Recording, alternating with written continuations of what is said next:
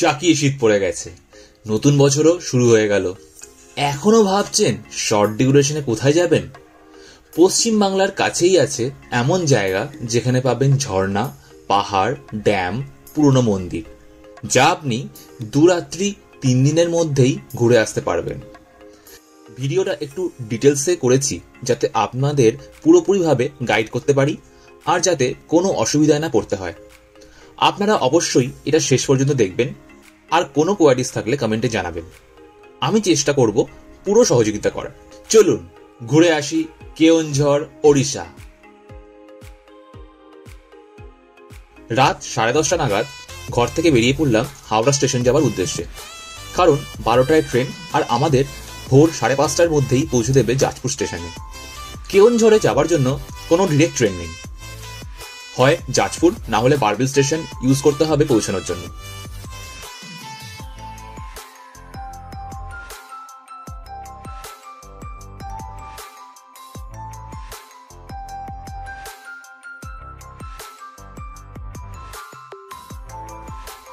পৌঁছে গেছি হাওড়া স্টেশন।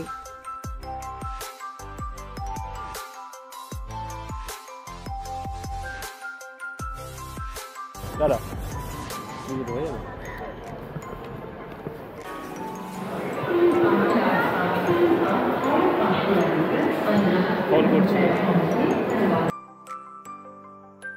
হন্য হয়ে বাকি সাথীদের খোঁজ চলছে।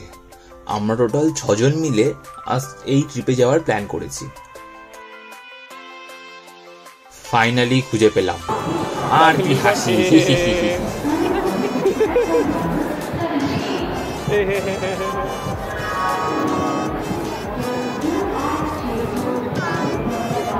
আমাদের ট্রেন চেন্নাই এক্সপ্রেস ঢুকে গেছে।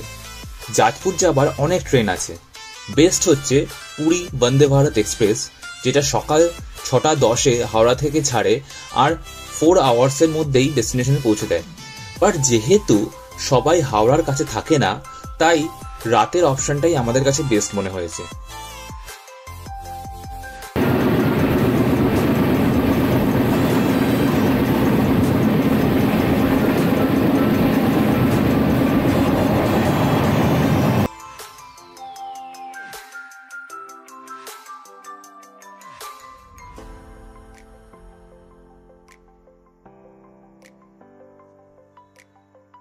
ট্রেন আমাদের স্টেশনে ভোর 5:45 মানে 5:45 নামিয়ে দেয়। আমাদের গাড়ি আগে থেকেই বুক ছিল। আমরা 6 সিটারের গাড়ি আর্টিকা বুক করেছিলাম। অ্যাকচুয়ালি বলতে গেলে এটা 7 সিটার ড্রাইভারকে নিয়ে, যার চার্জ ছিল পার ডে 1500 টাকা মানে 1500 রুপিস, আর সঙ্গে পার লিটারে 8 কিলোমিটার যাবে। পার্কিং আর টোলের চার্জ আলাদা। পার লিটারে 8 কিলোমিটার মানে প্রত্যেক 8 কিলোমিটারে আপনাকে 1 লিটারের পেট্রোলের পয়সা পে করতে হবে। বোলেরো ছিল অপশনে, যেটা একটু সস্তা, কিন্তু আমার সেটা পছন্দ নয় কারণ প্রচন্ড জার্কিং হয়।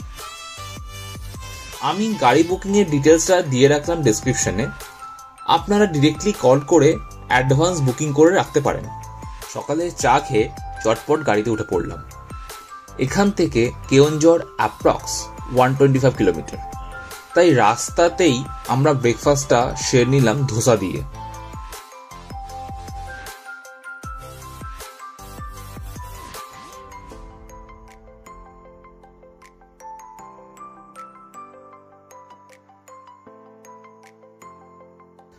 আমরা সাইট সিন করেই হোটেলে এন্ট্রি করব, কারণ জাজপুর থেকে কেওনঝড়ের পথেই অনেক কিছু পড়বে।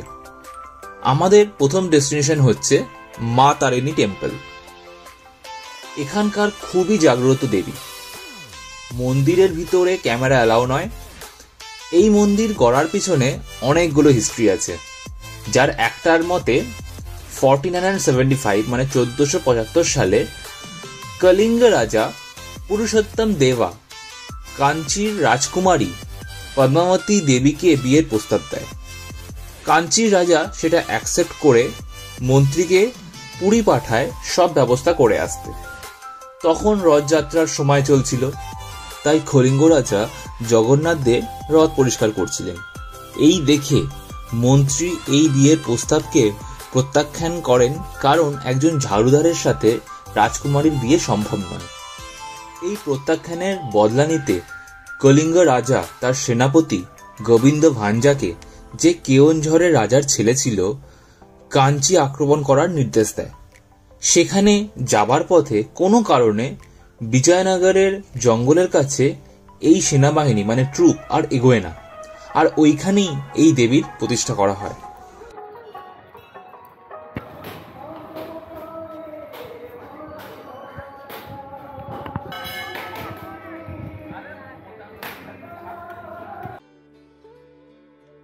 সামনে দেখতেই পাচ্ছেন হাজারে হাজারে নারকেল দেবীর উদ্দেশ্যে, দেবীর ভোগের জন্য চড়ানো হয়েছিল। সেটা পুরো মন্দিরের প্রাঙ্গণের পিছনের দিকে রাখা। এবার চলে এলাম গুন্ডিচা ঘাগি ওয়াটারফল।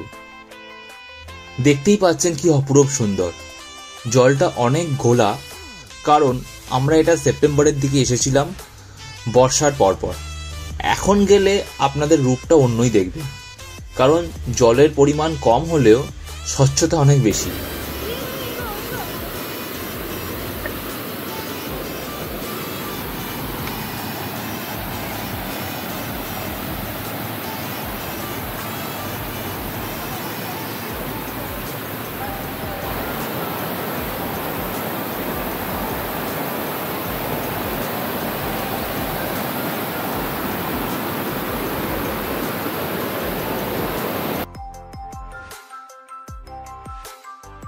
ওয়াস্টার থেকেও একটা ভিউ নিয়ে নিলাম আমরা।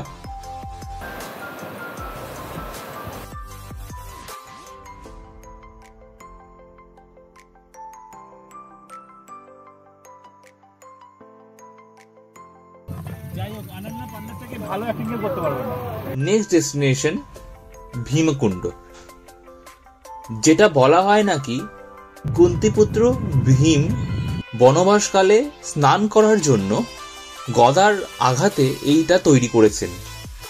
জাজপুর থেকে কেওনঝড়ের যাওয়ার রাস্তাটা অসম্ভব সুন্দর, রাস্তাও খুব ভালো, চারিদিকে শুধু সবুজ আর সবুজ, মানে মনটা পুরো জুড়িয়ে যাচ্ছে। মানে আমি এক্সপ্রেস করে বোঝাতে পারছি না যে এত সুন্দর লাগছিল। আর সঙ্গে আমাদের গাড়িতে তো আড্ডা আর গান তো চলছেই।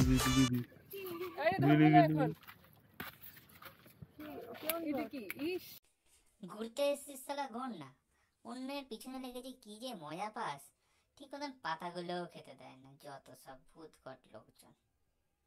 গুন্ডিচা ঘাগিতে আপনাকে কোনো এন্ট্রি ফিস দিতে হবে না, মানে যেটা আগে ওয়াটারফলটা দেখলাম, বাট ভীমাকুণ্ডতে একটা এন্ট্রি ফিস আছে এবং গাড়ি পার্কিং এর জন্য আলাদা চার্জেস আছে।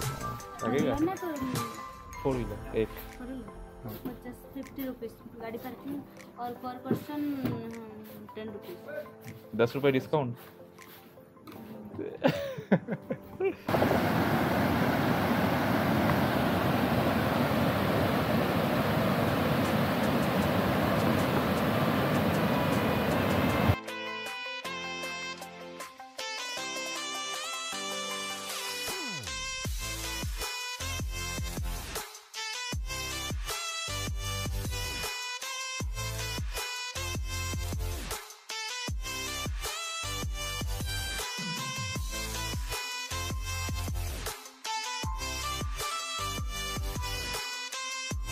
খিদে খুব পেয়েছিল, তাই লাঞ্চটা করে ফেললাম রোড সাইড ধাবার থেকে।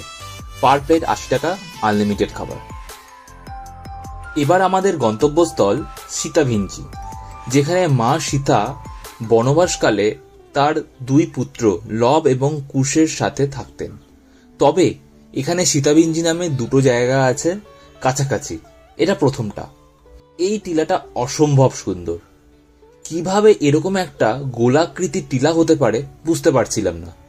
মাঝে মাঝেই মনে হচ্ছিল এটা ম্যানমেড, বাট সত্যিটা জানি না। কিন্তু আশেপাশে এরকম ধরনের ছোট ছোট অনেক ধরনের টিলা ছিল।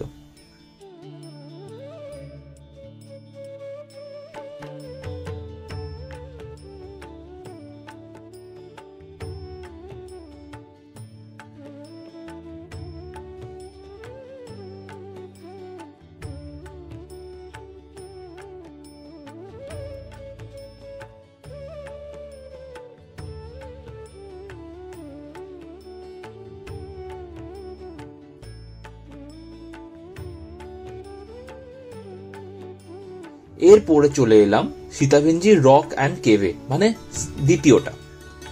এখানে মন্দিরে রোজ পুজো হয়।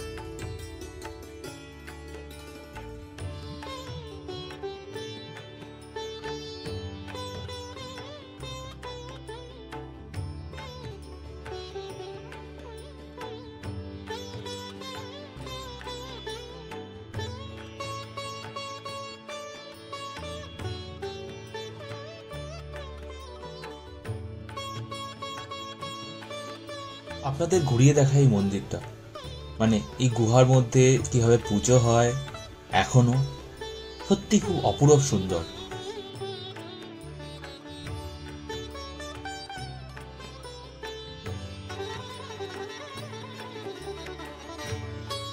এই মন্দির বা এই গুহার পিছন দিকটায় সিঁড়ি দিয়ে উঠে একটা উপরে যাওয়ার জায়গা আছে, যেখান থেকে আপনি একটা বলতে পারেন ভিউ পয়েন্ট পেতে পারেন। এই ভিউ পয়েন্টটাও খুবই সুন্দর লাগছিল। কি বলবো, মানে এটাকে প্রকাশ করতে পারছি না, কারণ চারিদিকে একটা সিমিলারিটি, পাহাড়ের একটা স্ট্রাকচার, মানে পাহাড় কীরকম হয়, ট্রায়াঙ্গেল টাইপের হয়, বাট এই জায়গাটা অদ্ভুত টাইপের একটা শেপ, মনে হচ্ছে কেউ যেন হাতে খোদাই করে দিয়েছে। চারিদিকে এরকম বড় বড় পাহাড় দিয়ে ঘেরা বা টিলা দিয়ে ঘেরা, আর সামনে জঙ্গল। এরপর চলে এলাম কানজাহারি ড্যাম। এখানে একটা পিকনিক স্পটও আছে। আমরা এখানে পৌঁছতে পৌঁছতে বিকাল হয়ে গেছিল, দেখতেই পাচ্ছেন কি অপরূপ সুন্দর লাগছে জায়গাটা। এবারে আমাদের ডেস্টিনেশন শ্রী বলদেবজিউ টেম্পল।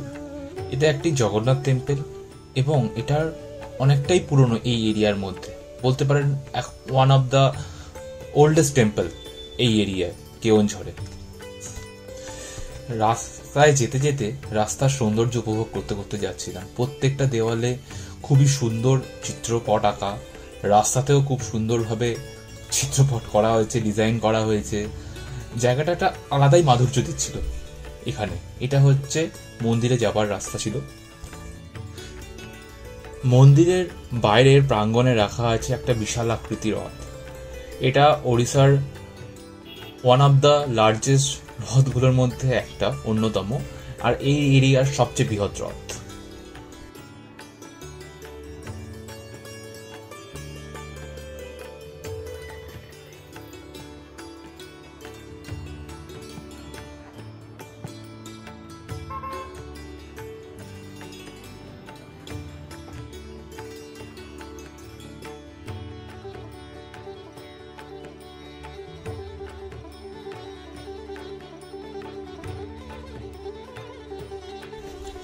মন্দির প্রাঙ্গণটা ছিল খুবই শান্ত। এখানে পাতালেশ্বর দেবও আছেন, এখানে জগন্নাথ দেবের মূর্তিও পাওয়া আছে। এছাড়াও অনেক ছোট ছোট টেম্পলের বা মন্দিরের সমন্বয় এই প্রাঙ্গণটা গঠিত।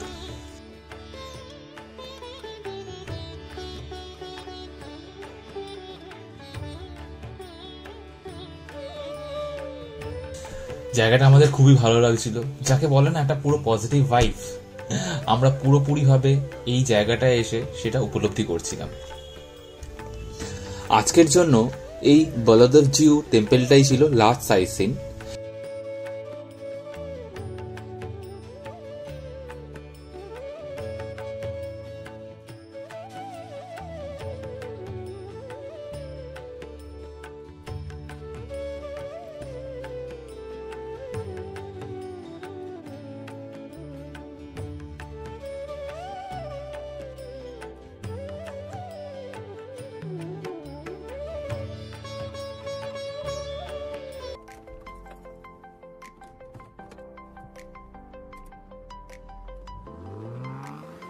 এটা দেখে আমরা ফিরে এলাম হোটেল ওটিডিসি পান্থনিবাস কেওনঝড়ে, যেটা ওড়িশা ট্যুরিজমের আন্ডারেই।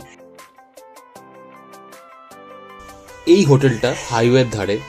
আপনারা দেখতেই পাচ্ছেন জায়গাটা কত সুন্দর, পুরো গ্রিনারিতে ভর্তি। চাইলে আপনারা কেওনঝড় মার্কেটের সামনেও থাকতে পারেন। ওখানে শ্রী বলে একটা হোটেল আছে যার সার্ভিস ভালো, কিন্তু চার্জটা এর থেকে একটু না অনেকটাই বেশি বলতে পারেন। আমাদের এখানে ডিলাক্স রুম পড়েছিল 1400 মানে 1400 মতন per day per room. Basic জিনিস ওয়াটার, সোপ, টাওয়েল হোটেল থেকেই প্রোভাইড করে দেবে। এরপরে ফ্রেশ হয়ে আড্ডা অ্যান্ড ডিনার করে দেন ঘুম।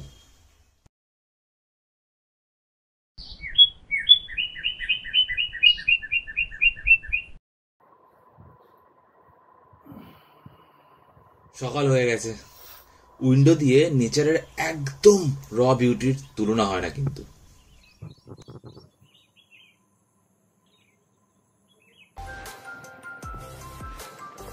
এটা হোটেলের কিছু ফিচার, যেখানে পার্কিংও আছে। আপনি যদি আপনার পার্সোনাল ভেহিকেল নিয়ে এখানে আসেন বা অনেক বাইক রাইডার আসতে চাইলে আসতে পারবেন, তাহলে আপনাদের বাইক বা গাড়ি এই পার্কিং এরিয়ায় পার্ক করতে পারবেন। এর পিছনেই আছে, যেটা আমরা জানালেই দেখছিলাম, যে সুন্দর জায়গাটা, মানে পাহাড় গ্রিনারিতে ভর্তি। রুম রেন্টের সাথেও সকালের ব্রেকফাস্টটা ছিল কমপ্লিমেন্টারি। সকালের ব্রেকফাস্টটা খেয়ে আমরা বেরিয়ে পড়লাম নেক্সট আজকের সাইট সিন দেখার উদ্দেশ্যে। আজ আমরা কেওনঝড়ের নিয়ার বাই এরিয়াগুলোর সাইট সিন করবো, দেন বারবিলে চলে যাব, যেখানে আমাদের হোটেল অলরেডি বুকড আছে। বারবিল ডেস্টিনেশন রেখেছিলাম কারণ মুরগা মহাদেবের টেম্পলটা এখানেই স্টেশনের কাছেই অবস্থিত, আর আমাদের হোটেলটাও ছিল স্টেশনের কাছে।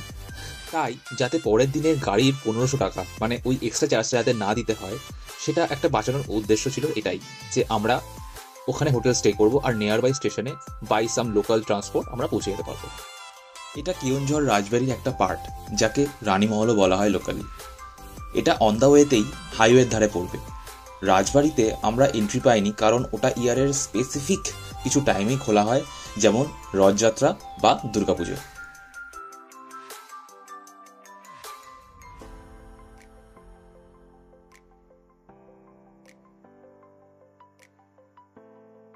গাড়ি থেকে নামলাম কান্দাহার ওয়াটারফলের উদ্দেশ্যে, যেটা বানাইতে আছে।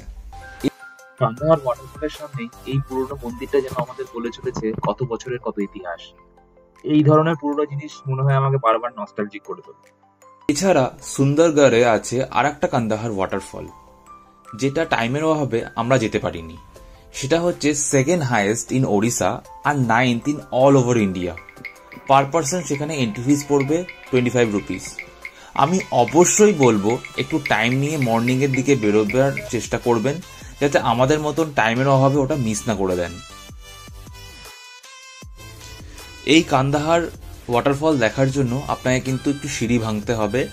যদি কিছু প্রায় প্রবলেম থাকে তাহলে ডেফিনেটলি একটু চ্যালেঞ্জেস হবে, কারণ অনেকগুলোই সিঁড়ি স্টেপ উপরে উঠে আপনাকে এই ওয়াটারফলটার বিউটিটা দেখতে পাবেন। তো আমি সাজেস্ট করব যাতে একটু আপনি সেটা প্রিপারেশন নিয়ে ওখানে ভিজিট করেন।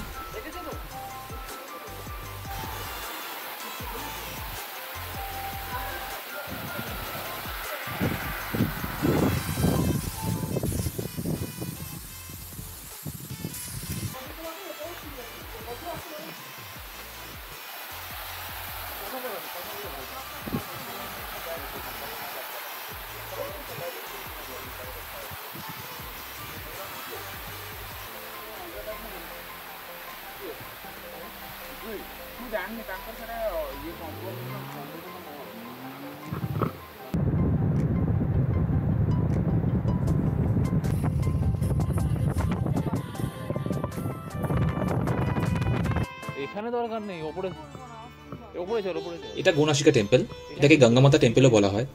এখানে একটা গরুর মূর্তি আছে, যার নাক দিয়ে অনবরত জল বেরিয়ে চলেছে, আর যেখান থেকে এই সৃষ্টি হয়েছে বৈতরণী নদী। এখানে শিব মন্দিরটা রাজা লক্ষ্মীনারায়ণ ভাঞ্জা 17th সেঞ্চুরিতে বানিয়েছিলেন। মন্দিরের ভিতর ভিডিও করার অনুমতি না থাকায় আমরা এর ভিডিওটা করতে পারিনি, কিন্তু আপনি চাইলে গুগল সার্চ করে দেখতেই পারেন, ওখানে হয়তো আপনি একটা দুটো ছবি এই মন্দিরের ভিতরকার পেয়ে যেতে পারেন। এবার এলাম বড়া ঘাগরা ওয়াটারফল আর ড্যাম। সত্যি বলতে যেটা দেখে আমার একটুও পোষায়নি, স্কিপও করা যেতে পারে এটা, কারণ এর থেকে অনেক ভালো ভালো ওয়াটারফল আর ড্যাম ছড়িয়ে আছে পুরো ওড়িশাতে। তো আমাদের সত্যি এই ওয়াটারফলটা একদমই পোষায়নি, বা ড্যামও।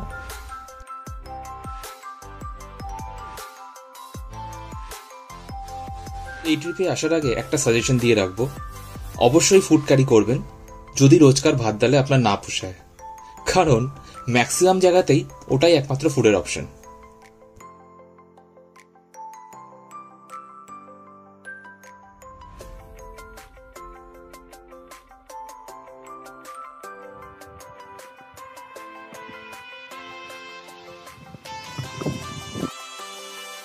এটা সানঘাগরা ওয়াটারফল, যেখানে আপনাকে পার পার্সন আর গাড়ির এন্ট্রি ফিস দিয়ে আপনাকে ঢুকতে হবে। এটা একদম কেওনঝড়ের কাছাকাছি এরিয়া, মানে কেওনঝড়ের থেকে প্রায় 7-8 কিলোমিটারের রেডিয়াসের মধ্যে, মানে কেওনঝড় মার্কেট এরিয়া থেকে। আর আমাদের পান্থনিবাস যেখানে হোটেলে আছি তার থেকে অনেক কাছে। এখানে আছে বিশাল বড় পার্ক, ছোট একটা লেক, আর তারপরেই ওয়াটারফল।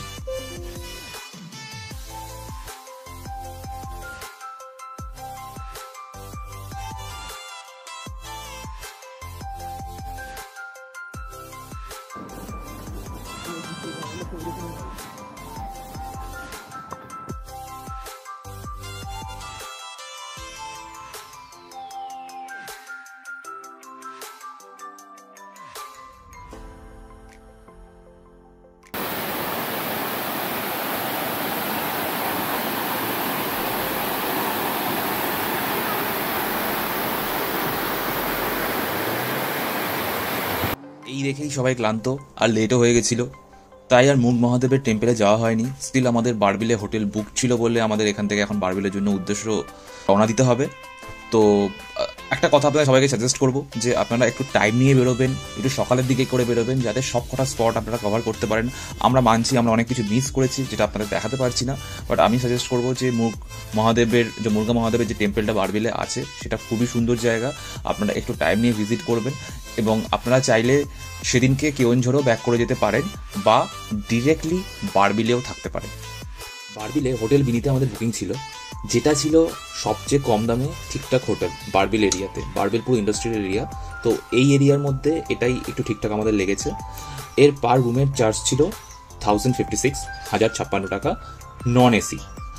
আর এসি নিলে আপনার 100 টাকা মতন বেশি পড়তে পারে। আমরা হোটেলে পৌঁছে পুরোপুরি ফ্রেশ হয়ে নিলাম, একটু চায়ের অর্ডার দিলাম, দেন ডিনারে এই হোটেলটা পুরো পিওর ভেজ, তো আমাদের পুরোপুরি ভেজের অপশনেই যেতে হয়েছিল এবং খাবার দাবার মোটামুটি আপনার ভালোই লাগবে। একটু স্পাইসি হতে পারে, আপনার ফিল হতে পারে, বাট আমার মনে হয় যে খুব একটা মানে অ্যাভারেজ, মানে এই এরিয়ার মধ্যে আপনি ঠিকঠাকই খাবার পেয়ে যাবেন।